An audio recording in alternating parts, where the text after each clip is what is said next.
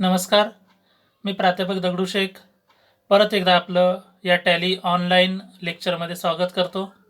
मागच्या 2 दिवसामध्ये किंवा 2 लेक्चरमध्ये आपण व्यवसाय म्हणजे काय आणि व्यवसायाचे प्रकार याबद्दल सिस्टमॅटिक माहिती पाहिलेली आहे.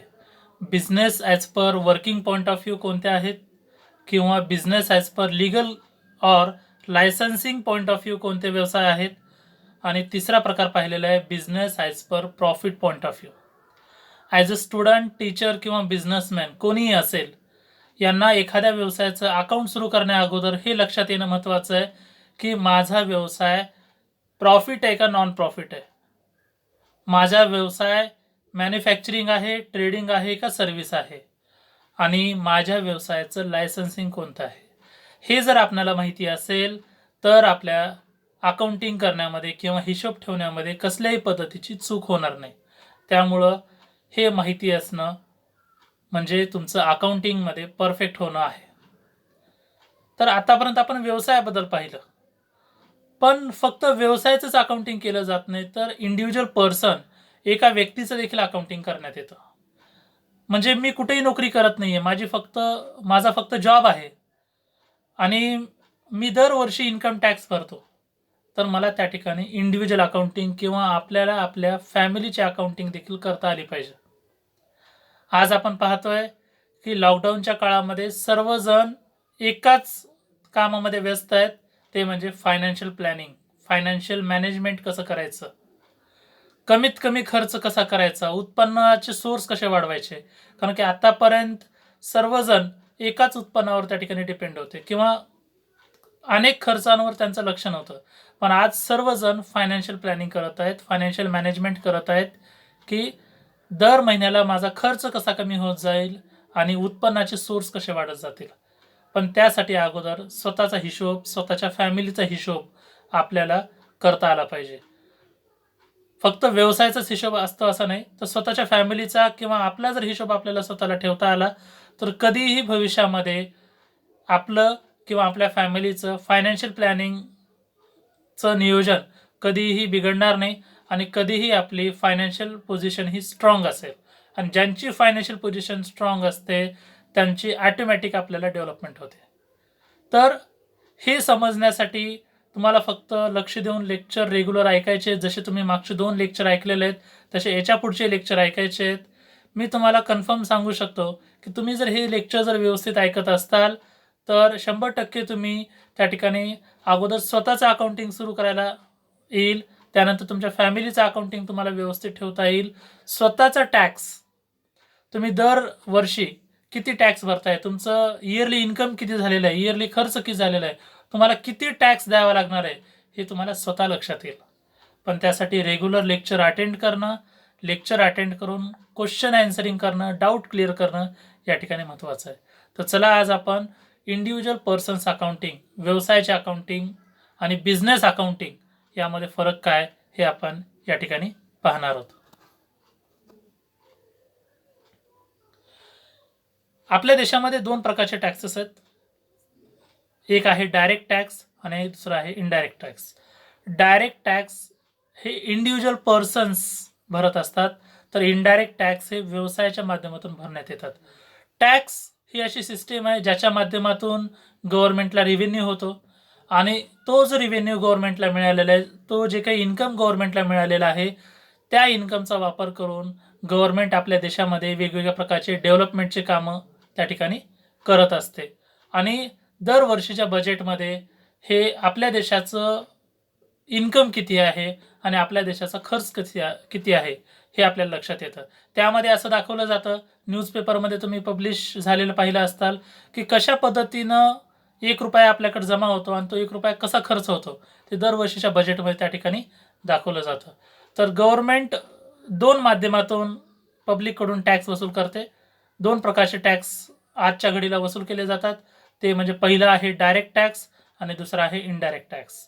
डायरेक्ट टॅक्स हा इंडिव्हिज्युअल व्यक्ती ज्याचं उत्पन्न इन्कम टॅक्स एक्झम्पशन लिमिटच्या वर गेलेलं आहे किंवा जे गव्हर्नमेंट जॉबला आहेत किंवा वेगवेगळे त्याचे प्रकार आहेत, तर ते आपण डिटेलमध्ये पाहणार आहोत. आणि इनडायरेक्ट टॅक्स हे फक्त व्यवसायाकडून भरण्यात येतं. ज्यांचा कोणता ना कोणता उद्योग आहे. व्यवसायाचे प्रकार आपण मागच्या 2 लेक्चरमध्ये पाहिलेले आहेत. तर हा फरक आपण आजच्या लेक्चरमध्ये पाहणार आहोत.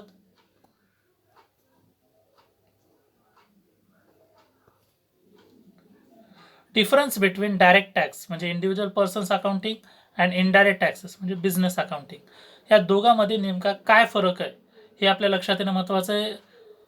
हे समजणं देखील महत्त्वाचं आहे. प्रत्येक जणांना कुठल्या ना कुठल्या व्यवसायाचं अकाउंटिंग ठेवायचं आहे म्हणून तुम्ही टॅली शिकू नका किंवा अकाउंटिंग शिकू नका. लक्षात ठेवा की आपल्याला आपल्या स्वतःचा देखील हिशोब ठेवायचा आहे. आज लॉकडाऊनमध्ये सगळ्यांना लक्षात येत आहे की फायनान्शियल प्लॅनिंग किती महत्त्वाचं आहे, स्वतःचा हिशोब ठेवणं किती महत्त्वाचं आहे, प्रॉपर सेव्हिंग करणं किती महत्त्वाचं आहे, हे सगळ्यांच्या लक्षात आलेलं आहे. पण हे सर्व कशा पद्धतीनं करता येईल तर स्वतःचा हिशोब ठेवून करता येईल. त्यासाठी या कन्सेप्ट कळणं आणि समजणं तुमच्या महत्त्वाचं आहे. पहिला फरक आहे डायरेक्ट टॅक्स आणि इनडायरेक्ट टॅक्समध्ये.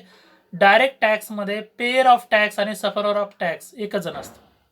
फॉर एक्झाम्पल मी जर इन्कम टॅक्स भरत असेल तर टॅक्स देणारा देखील मीच आहे आणि टॅक्सचे पैसे देखील माझ्या खिशातून जात आहेत.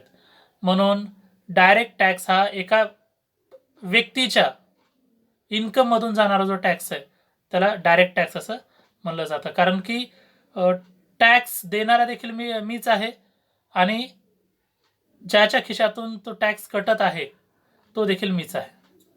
पण इनडायरेक्ट टॅक्समध्ये तसं नाही आहे. पेअर ऑफ टॅक्स आणि सफरर ऑफ टॅक्स हे वेगवेगळे आहेत. इनडायरेक्ट टॅक्समध्ये व्यापारी हा फक्त टॅक्स पे करायचं काम करतो, परंतु टॅक्स त्याच्या खिशातून जात नाहीये. टॅक्स हा फायनल कस्टमरच्या खिशातून टॅक्स जात आहे. फॉर एक्झाम्पल एखाद्या व्यापारी एखादी वस्तू 100 रुपयाला विकतोय आणि त्याच्यावर 18% GST लावून जर तो 118 रुपयाला जर विकत असेल तर ते 18 रुपये तो कस्टमरकडून वसूल करतो. त्यामुळं गव्हर्नमेंटच्या माध्यमातून गव्हर्नमेंट आणि कस्टमर या दोघांमधला इंटरमिडिएटर आहे बिझनेसमॅन. मी जर 1 रुपयाची वस्तू जर घेतली असेल तर त्या 1 रुपयाच्या वस्तूचा टॅक्स मी गव्हर्नमेंटला भरू शकत नाही. त्यामुळं या दोघांमधील जो इंटरमिडिएटर आहे तो आहे बिझनेसमॅन. म्हणून या ठिकाणी टॅक्स देण्याचं काम बिझनेस करतो तर सफरर फायनल कस्टमर म्हणजे टॅक्स कुणाच्या खिशातून जातो तर कस्टमरच्या खिशातून जातो. दुसरा प्रकार आहे income based tax on individual person. Direct tax हा इन्कम बेस्ड आहे, म्हणजे एखाद्या व्यक्तीचं ॲन्युअली इन्कम किती आहे त्याच्यावर तो टॅक्स लावला जातो. तर इनडायरेक्ट टॅक्स हे सप्लाय बेस्ड टॅक्स आहे. फॉर एक्झाम्पल आपल्या देशात आता GST goods and service tax आहे. टोटल सेल्स किती झालेला आहे, टोटल सप्लाय किती झालेला आहे त्याच्यावर जो टॅक्स त्या ठिकाणी घेतला जातो त्याला इनडायरेक्ट टॅक्स असं म्हणलं जातं.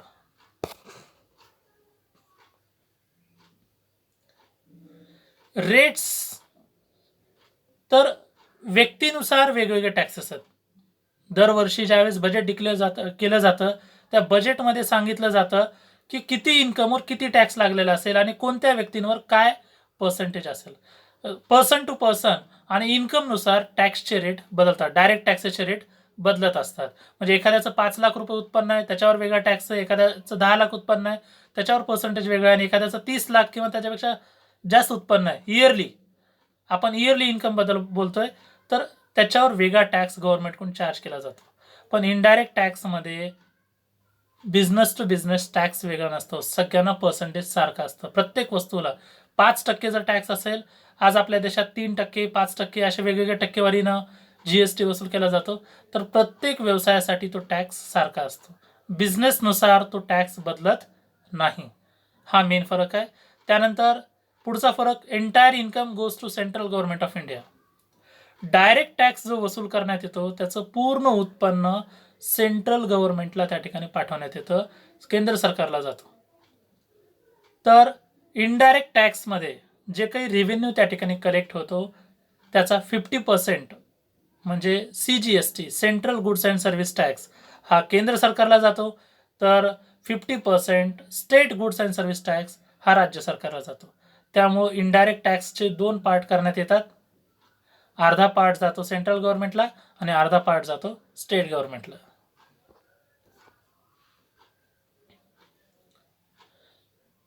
पुढचा महत्त्वाचा फरक आहे तो म्हणजे डायरेक्ट टॅक्स आणि इनडायरेक्ट टॅक्समध्ये इयर कोणतं कॅल्क्युलेट होतं.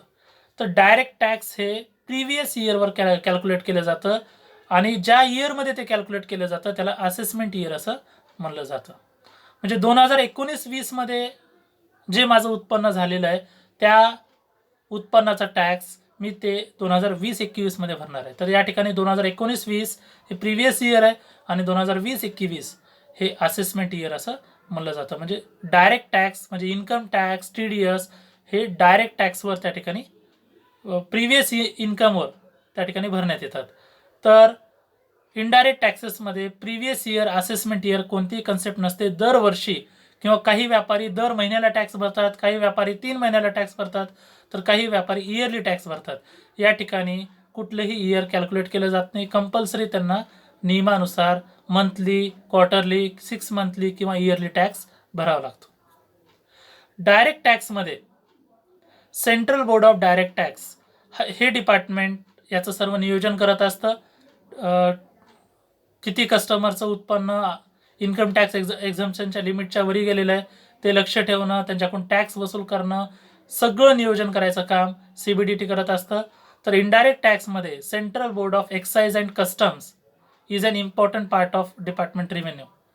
आज ते CBECचं रिनेम झालेलं आहे, central board of indirect tax and custom CBIC झालेलं आहे आफ्टर गेटिंग लेजिस्लेटिव्ह अप्रुव्हल. म्हणजे ज्यावेळेसपासून GST आलेलं आहे त्यावेळेसपासून त्याच्यामध्ये चेंजेस झालेले आपल्याला दिसून येतील. तर CBIC माध्यमातून इनडायरेक्ट टॅक्स कलेक्ट करण्यात येतात, तर CBDTच्या माध्यमातून डायरेक्ट टॅक्स त्या ठिकाणी घेतला जातो.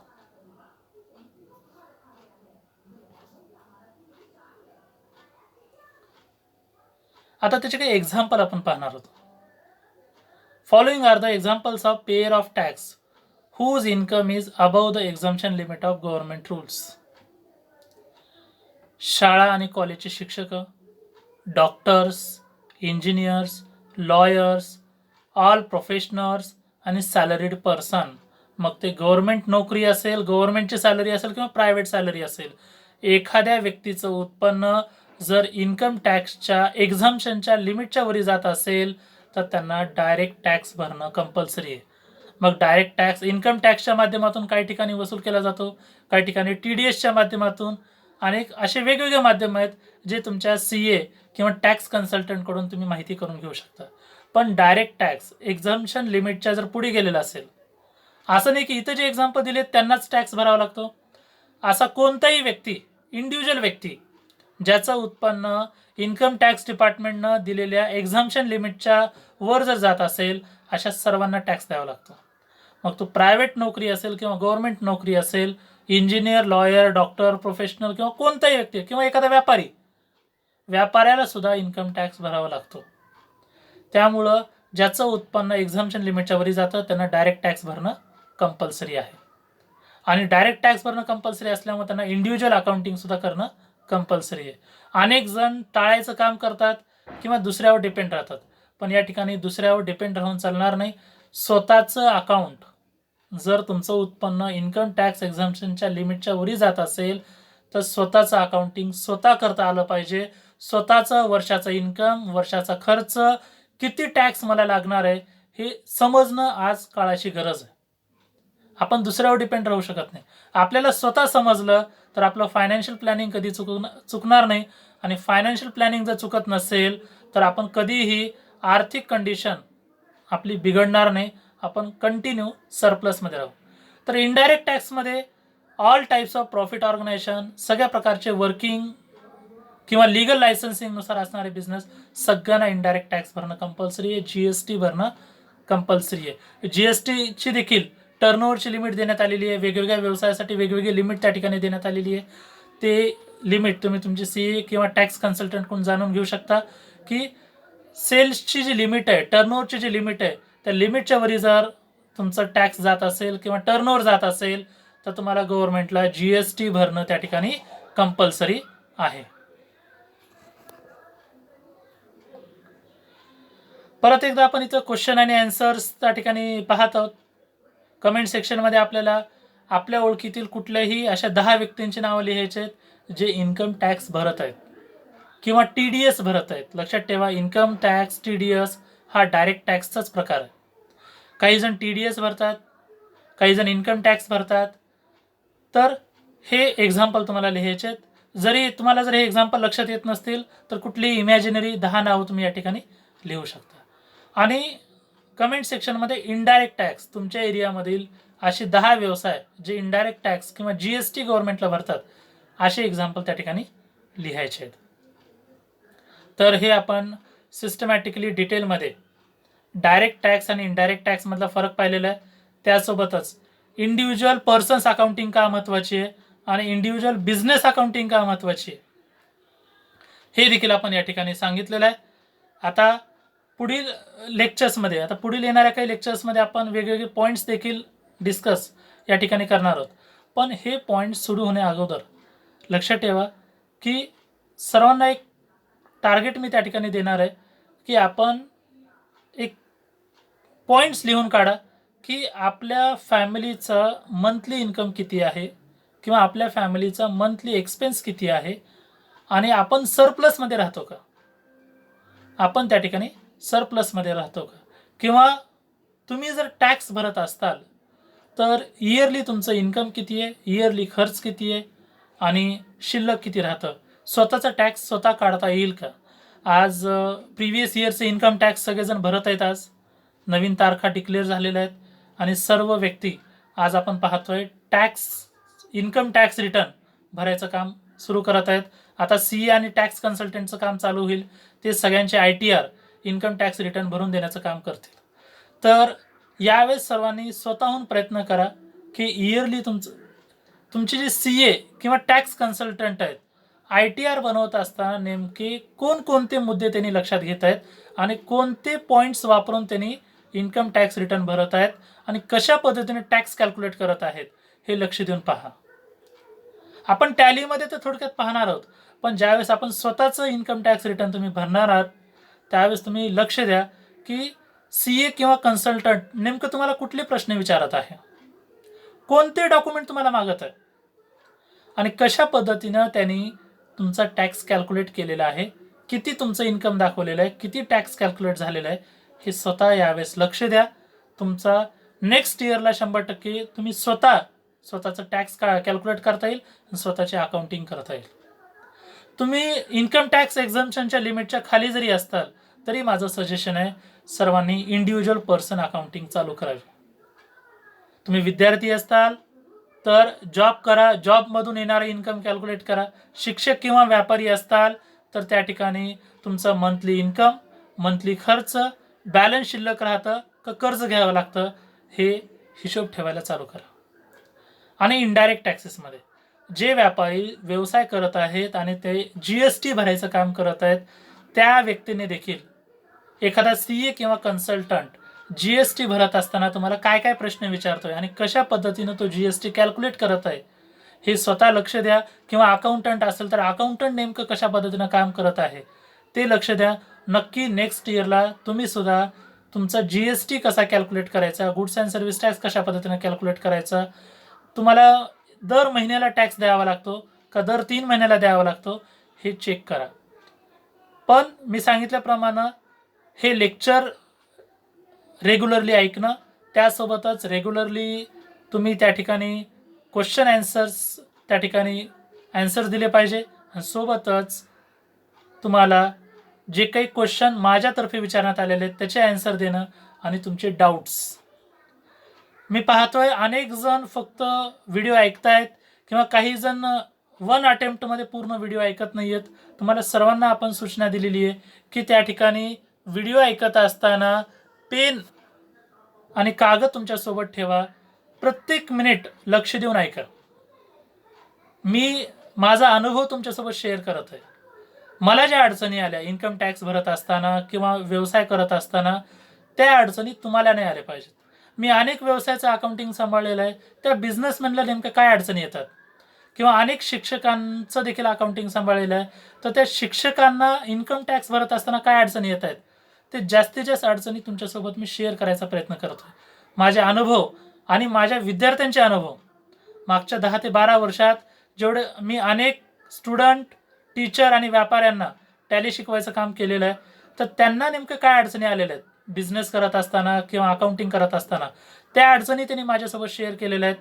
त्याला सोल्युशन कसं मिळालेलं आहे, हा सगळा अनुभव मी तुमच्यासोबत शेअर करत आहे. पण तुमचा देखील सपोर्ट या ठिकाणी व्यवस्थितरित्या मिळणं गरजेचं आहे. सपोर्ट इन द सेन्स तुम्हाला लक्ष देऊन व्हिडिओ ऐकायचा आहे. व्हिडिओ ऐकत असताना 1 ना 1 मिनिट व्यवस्थित लक्ष देऊन पहा.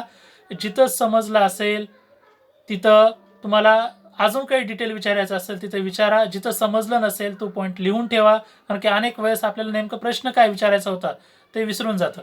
तर ते लिहून ठेवा आणि व्हिडिओ संपल्यानंतर तुम्ही गुगल क्लासरूमच्या माध्यमातून देखील प्रश्न विचारू शकता किंवा व्हॉट्सअपला आपण रोज त्या ठिकाणी ग्रुप डिस्कशन सेशन ठेवत आहोत, त्यामध्ये देखील विचारू शकता. आणि त्यासोबतच मी देखील काही प्रश्न विचारलेले आहेत, त्या प्रश्नाची उत्तरं द्या. लक्षात ठेवा, ॲक्टिव्ह इन्व्हॉल्वमेंट तुम्हाला मी सांगितलेले एज्युकेशन 2 वे प्रोसेस आहे. टीचर आपलं टीचिंग करायचं काम करत आहे, पण ॲज अ स्टुडंट तुम्हाला प्रॅक्टिस करायची. जर तुम्हाला या टॅली सॉफ्टवेअरमध्ये अकाउंटिंग, ऑडिटिंग, टॅक्सेशनमध्ये परफेक्ट व्हायचं आहे, लक्षात ठेवा, टॅली सॉफ्टवेअर येणं आणि टॅली सॉफ्टवेअरचा वापर करून आपली पर्सनल अकाउंटिंग आणि व्यवसायाच्या अकाउंटिंग करता येणं, या दोघांमध्ये खूप फरक आहे. माझा टार्गेट आहे की माझा प्रत्येक विद्यार्थ्याला स्वतःचं अकाउंटिंग तर ठेवता आलंच पाहिजे, त्यासोबत त्यांनी ज्या व्यवसायाचा अकाउंट ठेवत आहेत किंवा त्यांनी जिथं नोकरी करतायत किंवा त्यांचा जर स्वतःचा व्यवसाय असेल तर त्या व्यवसायाचा सुद्धा हिशोब स्वतः ठेवता आला पाहिजे. अनेक जणांना वेळ भेटत नसेल स्वतःचं अकाउंटिंग स्वतः करायला, पण तरीसुद्धा माझं सजेशन आहे स्वतः शिका. नेमकं तुमचा अकाउंटंट काय काम करतोय हे सुद्धा तुम्हाला लक्षात येईल. स्टुडंटला कॉन्फिडंटली इंटरव्ह्यू देता येईल आणि न घाबरता अकाउंटंट म्हणून जॉब करता येईल. शिक्षकांना स्वतःच्या फॅमिलीचं हिशोब ठेवता येईल आणि दरवर्षी इन्कम टॅक्स कॅल्क्युलेट करत असताना समजेल की नेमकं मला टॅक्स कशा पद्धतीनं टॅक्स लागतोय, कुठं टॅक्स अवॉइड करता येतो, कुठं एक्झम्पशन घेता येतं, कुठं काय नियम आहेत, सेक्शन आहेत, सबसेक्शन आहेत, हे शिक्षकांना समजून घ्यायचं आहे. आणि व्यापाऱ्यांनी देखील GST भरत असताना एक एक मुद्दा लक्षात घेणं महत्त्वाचं आहे. लक्षात ठेवा, accounting is the language of business. Accounting ही व्यवसायाची भाषा आहे आणि ज्याला या अकाउंटिंगच्या भाषा समजली त्याची फायनान्शियल पोझिशन मजबूत होईल आणि फायनान्शियल पोझिशन मजबूत असेल तर तो निर्णय क्षमता त्याची चांगली होईल आणि ज्याची निर्णय क्षमता चांगली आहे त्यांचा व्यवसाय मोठ्या प्रमाणावर पुढे वाढत जातो. किंवा प्रोफेशनल टीचर असतील तर ते कधीही फायनान्शियल पोझिशन त्यांची वीक होणार नाही, कंटिन्यू स्ट्रॉंग राहील. आणि विद्यार्थी असतील तर त्यांचं त्यांच्या करिअरमध्ये डेव्हलपमेंट होईल. तुम्हाला मी सांगितलं आपल्या देशामध्ये अनएम्प्लॉयमेंट अशा लोकांसाठी आहे ज्यांच्याकडे कुठलंही स्किल नाही आहे, कुठलंही टॅलेंट नाही आहे. आणि माझ्या स्किल अकॅडमीचं टार्गेटच एक आहे, job and business oriented education with quality training. की विद्यार्थी असताल तर तुम्हाला चांगला जॉब करता आला पाहिजे, तुम्हाला चांगली सॅलरी मिळाली पाहिजे. आणि शिक्षक किंवा व्यापारी किंवा प्रोफेशनल असताल तर स्वतःच्या फॅमिलीचं स्वतःचं अकाउंट आणि व्यवसायाचं अकाउंट तुम्हाला इफेक्टिव्हली हँडल करता आलं पाहिजे. तर यासाठी कंटिन्यूस तुमचा सपोर्ट देखील त्या ठिकाणी महत्त्वाचा आहे. त्यासोबतच माझ्या नावाचं दगडूशेठ सर नावानं यूट्यूब चॅनल आहे, तुम्ही त्याच चॅनलची लिंक तुम्हाला मी पाठवत आहे. तर हे व्हिडिओ पाहत असताना सर्वांनी या यूट्यूब चॅनलला सबस्क्राईब करा, लाईक करा, शेअर करा. आणि त्यासोबतच फेसबुक पेज आहे स्किल अकॅडमी लातूर या नावानं फेसबुक पेज आहे, ते फेसबुक पेज देखील लाईक करायचं आहे. आणि टेलिग्राम चॅनल, तर ह्या सर्वांच्या माध्यमातून माझ्या सर्व विद्यार्थ्यांना मी अकाउंटिंग आणि टॅक्सेशनमध्ये अपडेट ठेवण्यासाठी हे सोशल मीडिया चालू केलेलं आहे. तर सर्वांना विनंती आहे, यूट्यूब चॅनल सबस्क्राईब करा, फेसबुक पेज लाईक करा, टेलिग्राम चॅनल सबस्क्राईब करा. आणि याच्या माध्यमातून बेस्ट आणि क्वालिटी एज्युकेशन तुम्हाला मी देण्याचा प्रयत्न करेन. भेटूयात पुढील लेक्चरमध्ये. धन्यवाद.